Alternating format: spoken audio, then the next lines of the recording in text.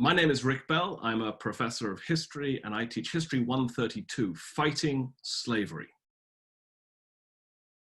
So this course's big question is, how did ordinary people destroy slavery? So this is a course that looks at the fight against American slavery in the 18th and 19th century, and then also asks students to think about how we can use the lessons from history to maybe fight slavery and human trafficking in our own day, today.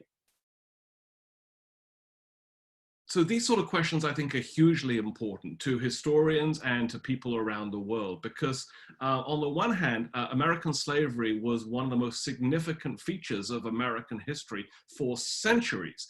So everyone who lives in this country or takes an interest in this country's history should be paying attention to a topic like this. And as a professor of history, it's something I've worked on for years now, trying to explore all the different people and tactics used by those people to bring this abhorrent, evil institution to its knees.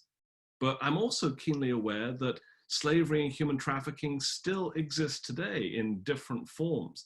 And I hope that every student who passes through this Carillon community leaves this course energized to join the fight against modern slavery and human trafficking as well.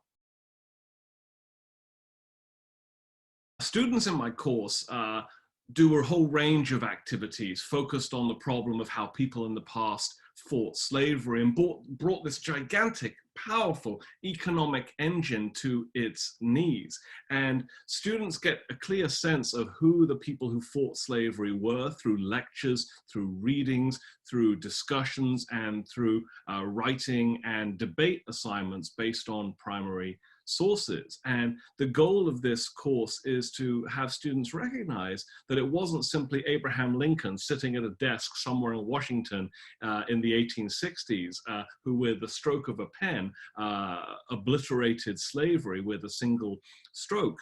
But the effort to destroy slavery, to bring it to its knees, was the work of centuries and the work of a caste of thousands of people, free and slave, black and white. So our Carillon team project, I think, is pretty interesting and pretty unique. Having read one of the most impactful anti-slavery novels ever written. It's called Uncle Tom's Cabin. It's by Harriet Beecher Stowe, and learnt about how that novel changed some white Northerners' attitudes to American slavery in the 1850s. I talked to students about the phenomenon of modern slavery and modern human trafficking, and then asked them to devise a sort of teaser or preview for a creative work that might do the same to attack modern slavery and modern human trafficking. These teasers could take the form of movie trailers or sample chapters from a new novel about modern trafficking, or a series of billboards you might see on the highway to promote a new movie or a new TV show about these topics. Students have a lot of free rein and creative license to address this problem with every tool in their toolbox.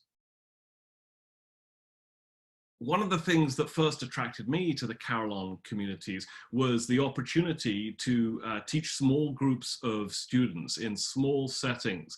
Carillon offers an opportunity to turn a big lecture class into something much smaller and more intimate, and gives me a lot more opportunity to get to know my students who are in the Carillon Living Learning community.